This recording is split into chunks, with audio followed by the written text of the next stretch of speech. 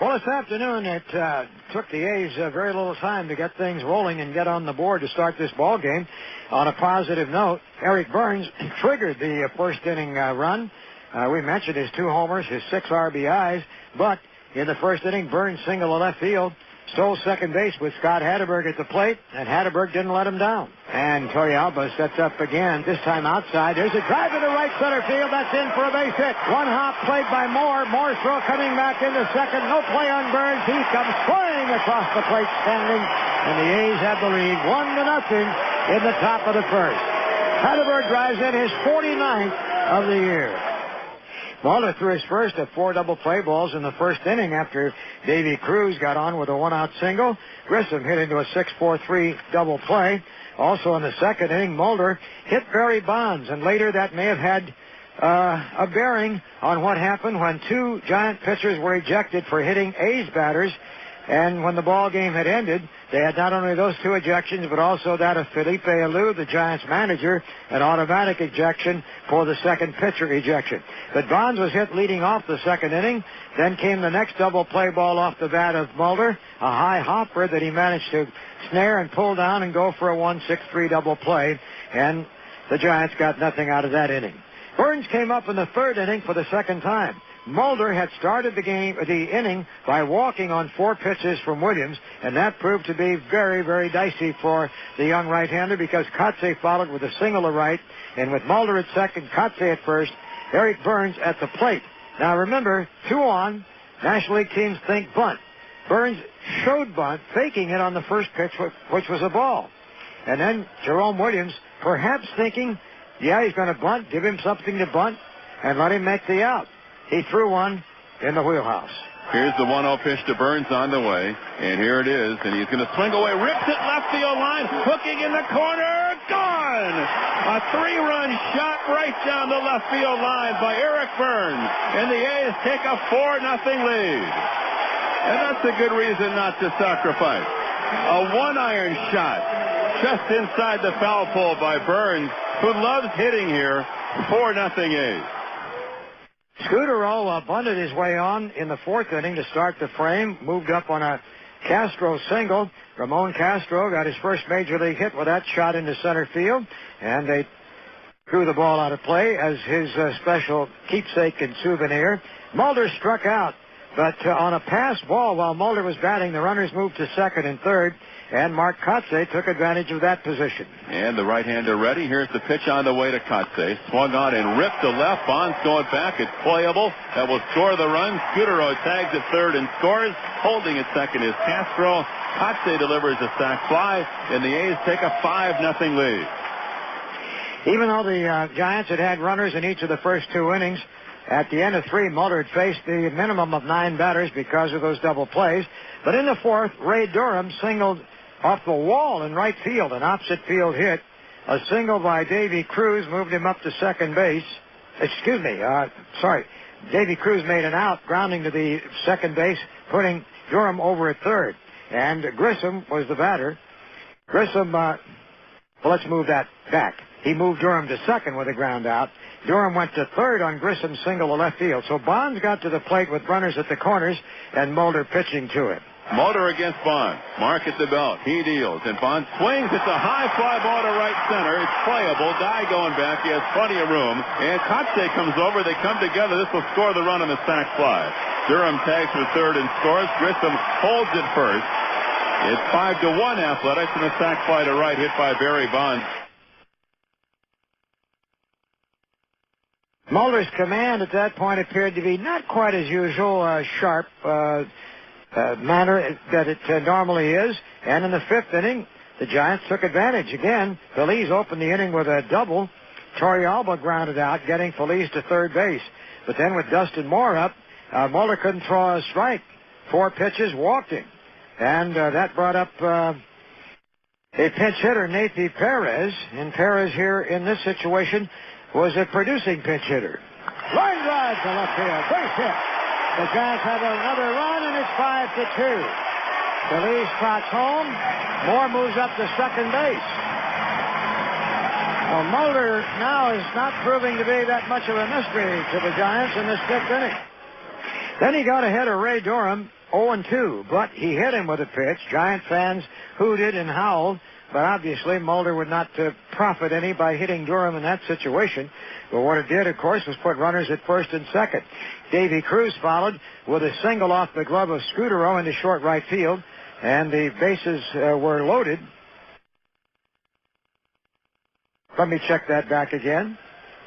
Let's see. We had Moore at third. We had Perez at second, and we had Durham at first. And here was where Davy Cruz got the run home. Bouncing ball toward the right side hole. Scudero makes a skidding stop. Can't make a play. Everybody's safe. The Giants get a run. They're still loaded. And it is 5-3. Davy Cruz, who usually looks to pull the ball that time, made a conscious effort to stroke it to the right side. Got it into the hole. Scudero kept it in the infield as he slowed it down to the outfield grass, but had no play. And the bases, of course, remain loaded. Here was Grissom up with only one out. If he keeps the inning going, Bonds will get to the plate and have to be pitched to. Time to make a really good pitch. Mounted. Ground ball to short. Crosby has it. Scudero to second. On to first. Double play. And in one pitch, Mulder jerks the rug out of an inning which could have found the Giants catching up. 2 runs for San Francisco in the fifth, and after 5, it's getting tighter. 5-3 Athletics. So the A's had gotten the 5 runs off Williams in the first 4 innings. Tyler Walker had given up a Crosby triple in the fifth, but the A's couldn't get him home. Not Tyler Walker. That was Wayne Franklin. Walker came in then to pitch the 6th inning, and that's when things got a little bit more than interesting. He got 2 outs, and Mulder was at the plate, and he came in hard about belt high and hit Mulder. At that point, Marty Foster, the plate umpire, immediately ejected Tyler Walker, and that was followed by a very, very strong argument with Felipe Alou, Torrealba. Nobody else at that point was thrown out of the ball game, but the call had to go for young David Archman to go out and warm up, take all the time he needed before facing Mark Kotze, who would be the next batter. And at this point, Kotze found a pitch to his liking, drilled a high, deep double to right center field almost at the 421 mark, but the A's couldn't get a run because it bounced into the seats, an automatic double, putting runners at second and third. And all this beginning with 2 out. So Archman still looking for that needed 3rd out of the inning, and he went right after Eric Burns and got 2 quick strikes. Breaking ball, driven to left field. Bonds going back, still going back, and that's gone! Burns homers!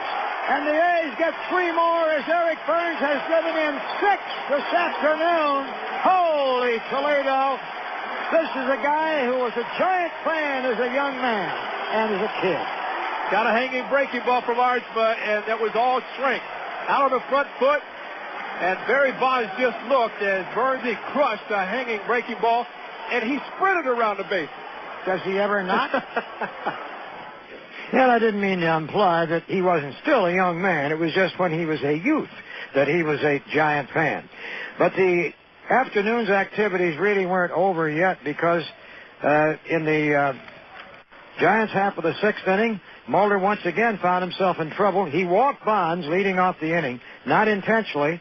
Looked like he was trying to get the edges, but he wasn't going to throw him a good strike. Alfonso followed with a single, and that to center field, moving Bonds up to second base. When Feliz hit into a force out, runners were at first and third, and the Giants still had an inning that perhaps could spin out of control for Mulder and the A's. But what's the answer for that? Hot shot, 1 hot. Crosby has it. Second for 1. Scudero to first. Double play. For the 4th time today, Mulder gets a double play ball on the ground and keeps the A's in front here at the end of 6 by a score of 8-3. And as we moved along, the A's were retired in the 7th. So were the Giants. And in the top half of the 8th inning, the A's had Castro at second base on his first Major League extra base hit, which led off the 8th. And there were 2 out at the time. Eric Burns at the plate. And on the mound was Felix Rodriguez, who had started the inning. Rodriguez hit Burns with a pitch, and it would appear at that point that there was no intent, but it didn't appear that way to Marty Foster. He threw him out immediately. That meant Alou was gone. The argument, of course, was subsequently conducted. It was ended. And finally, Scott Ayer came in and retired Hatterberg to get out of the inning with no damage. The Giants, however, in their half of the 8th inning, still had more in store for the A's. Mulder was through after 7, so this was Chad Bradford's inning. And the Giants mounted a threat without getting the ball out of the infield. An infield hit by Grissom. Bonds was walked, not intentionally. An infield hit by Alfonso. Suddenly, the bases were loaded with Pedro Feliz at the plate. And with Feliz batting, a cross-up by Bradford caromed off the glove of catcher Damian Miller, went to the backstop for a pass ball, and they got Grissom home with a run. And still, the threat was present.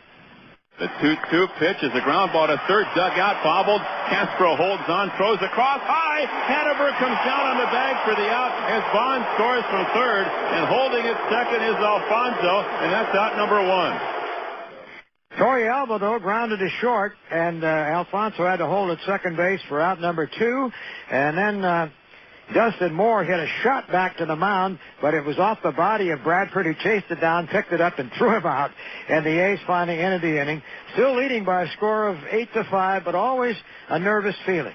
Scott Ayer continued on in the 9th inning when the A's came up, and Ayer walked Dye to start his own kind of trouble, struck out Crosby, but he walked Damian Miller, putting runners at first and second.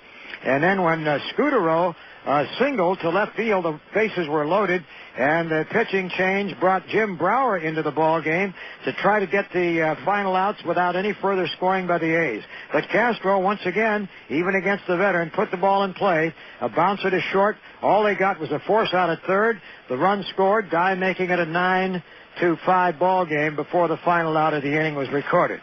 Dotel came in to pitch the bottom of the 9th.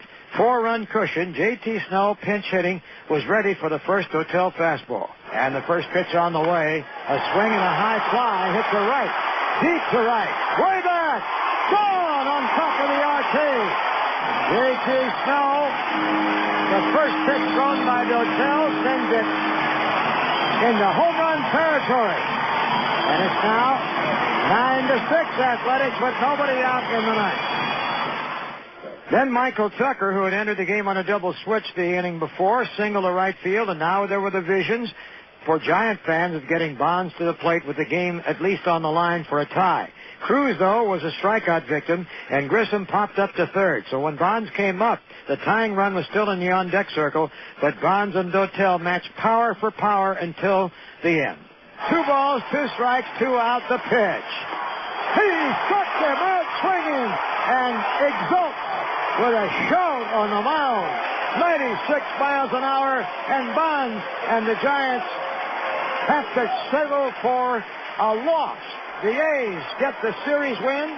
They even the all-time series at 22 victories apiece. The A's hold on to first place in the American League West. Final score, A's 9, Giants 6. And the Giants have lost only 3 of their last 19 games here at home. 2 have come in the last 2 days to the Oakland Athletics. Time to announce our Cold Stone Creamery player of the game. You know it has to be Eric Burns today for his career-high 6 RBIs, a single, 2 homers, 3 runs scored, and a stolen base. And as our player of the game, Eric Burns receives gift certificates to Cold Stone Creamery, smooth and creamy ice cream made fresh daily. And when we return, Eric will talk over his afternoon at SBC with Ken Korak right after this. Celebrating over 40 years of home building excellence, the Hoffman Company invites you to visit its new home communities throughout the Bay Area. With neighborhoods located in Contra Costa, Solano, Napa, and Sacramento counties, the Hoffman Company offers a wide range of homes and home sites to appeal to your specific needs and desires. Look for their ad in the real estate section of your local newspaper or visit their website at www.hoffmanhomes.com or call 925-682-4830. This season, Fox Sports Net is your home for 75 A's games. Join Ray Fosse and Hank Greenwald for the next Fox Sports Net broadcast as the A's take on the Boston Red Sox this Tuesday at 4. And catch the next great thing in sports entertainment with IMAX as Max Kellerman goes toe-to-toe with the biggest names in sports. Weeknights at 6 and 10 only on Fox Sports Net. It's the A's and the Red Sox this Tuesday at 4 only on Fox Sports Net, where Bay Area baseball fans come first. Breaking ball, driven to left field. Bonds going back, still going back, and that's gone. Burns homers.